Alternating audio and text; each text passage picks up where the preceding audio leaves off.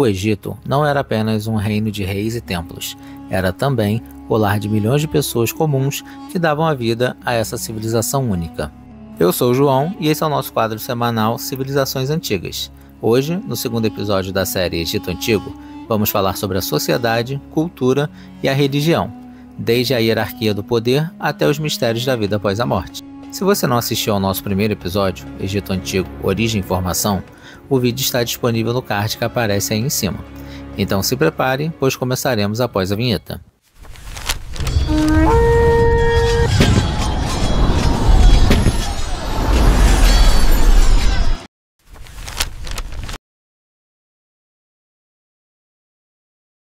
A sociedade egípcia era dividida em camadas rígidas, mas todas estavam conectadas por um conceito fundamental, a Ma'at, a ordem universal que deveria ser mantida. No topo desta ordem estava a figura do faraó, que era considerado um deus vivo, senhor da terra e a reencarnação de Horus. Sua palavra era lei e sua existência era vista como a garantia de que o mundo não seria tomado pelo caos. Abaixo do faraó haviam os nobres e os altos funcionários, que ocupavam cargos administrativos essenciais. Eram eles que governavam as províncias, supervisionavam as obras e auxiliavam na crucial cobrança de impostos. Não menos importantes, os sacerdotes tinham enorme poder, pois eram responsáveis pelos rituais que mantinham os deuses satisfeitos e administravam as vastas propriedades dos templos. O bom funcionamento do reino dependia dos escribas, os guardiões do conhecimento e da memória. Dominando a escrita, eles registravam impostos, escreviam leis e documentavam a história.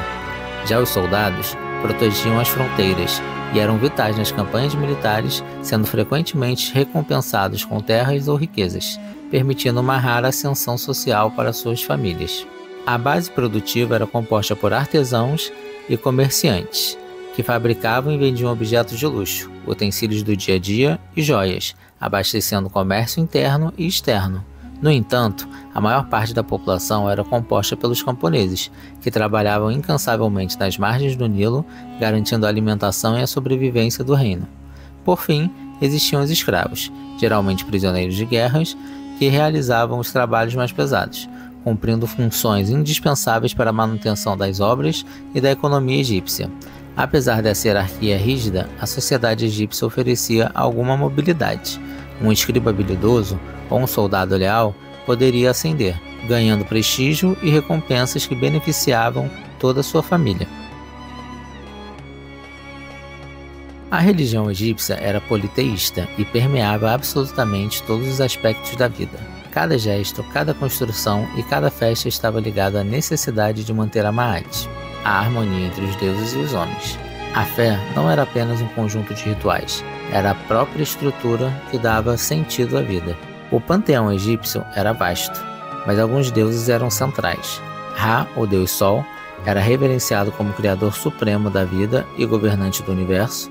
Sua jornada diária pelo céu era a garantia da existência. Osíris presidia a vida após a morte, simbolizando a fertilidade e a renovação.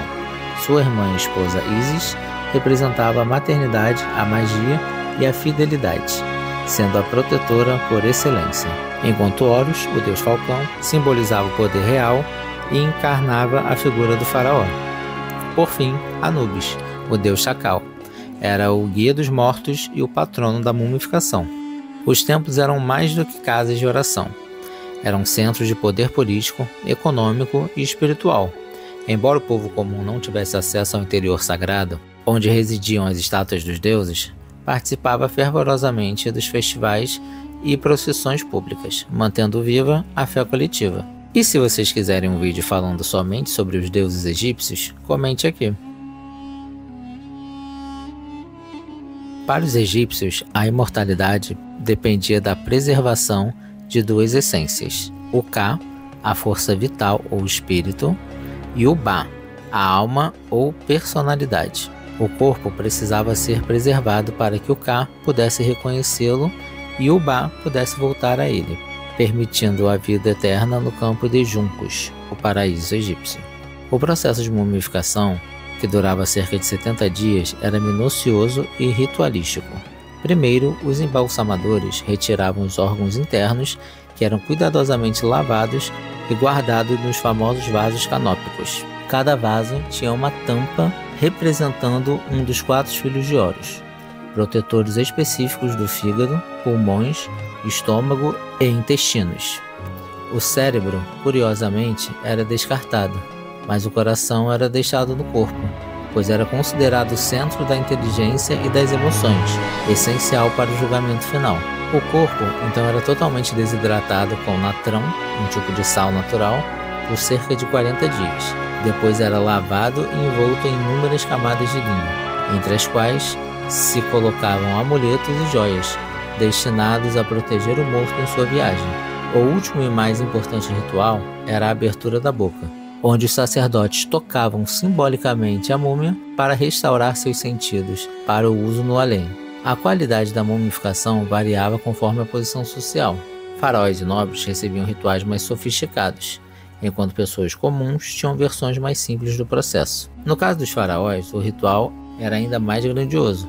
Eles acreditavam que continuariam reinando e, por isso, eram sepultados com imensas riquezas e objetos do cotidiano. Embora em alguns períodos da história servos fossem sacrificados, esse costume foi abandonado e substituído por estátuas de servos, conhecidas como shabites. Cada shabit representava um trabalhador, que faria as tarefas para o morto no além. O propósito final era se apresentar diante de Osíris e ser julgado, no famoso ritual da pesagem do coração, para ter sua passagem garantida para a eternidade. A cultura egípcia se expressava como um foco na eternidade. A escrita e a arte e a arquitetura eram projetadas para durar para sempre. Os hieróglifos não eram apenas letras, eram uma escrita sagrada e complexa, compostas por símbolos que registravam fatos administrativos, histórias sagradas e mensagens eternas para os deuses. Para o dia a dia existiam formas de escritas mais rápidas como o hierático, usados pelos sacerdotes e escribas para documentos, e o demótico, usados para comércios e a vida comum em períodos posteriores. Pinturas murais, esculturas e monumentos não buscavam a realidade, mas sim a eternidade e o simbolismo. As figuras humanas e divinas eram sempre representadas de forma padronizada, o corpo de frente, o rosto e pés de perfil, para garantir que a essência, o Ka, fosse preservada de forma idealizada para a vida eternal. A arte era uma tecnologia mágica que ligava o humano ao divino. A educação era privilégio das elites e dos escribas, e acontecia principalmente nas casas da vida, geralmente anexada aos templos. Ali, os alunos aprendiam matemática, astronomia, leitura, escrita e rituais sagrados. Esse conhecimento não era apenas acadêmico, mas prático, essencial para administrar o reino e manter o calendário agrícola, vital para a sobrevivência. Mesmo na vida cotidiana, a religião e a cultura estavam presentes. As festas ligadas ao ciclo do Nilo, como o festival de Opet, uniam o povo em celebrações de alegria, música, dança e devoção. Símbolos como Ankh, símbolo da vida, o olho de Horus, símbolo de proteção, e o escaravelho, símbolo da renovação, permeavam a vida diária, protegendo, renovando e lembrando a todos da conexão com os deuses. Assim, a sociedade egípcia funcionava como uma engrenagem perfeita. Cada indivíduo, de acordo com a sua posição, desempenhava um papel essencial, garantindo que o reino florescesse, que a religião fosse respeitada e que a cultura se perpetuasse por milênios, deixando um legado que ainda hoje fascina o mundo. Comente aqui, qual dos deuses ou qual dos mitos egípcios você acha mais interessante? Não se esqueça de curtir e compartilhar este vídeo. Na parte 3, vamos mergulhar na vida cotidiana dos egípcios, vendo o que eles comiam, onde viviam e como se divertiam. Por isso, inscreva-se no canal e ative o sininho para não perder nada por aqui. Até a próxima!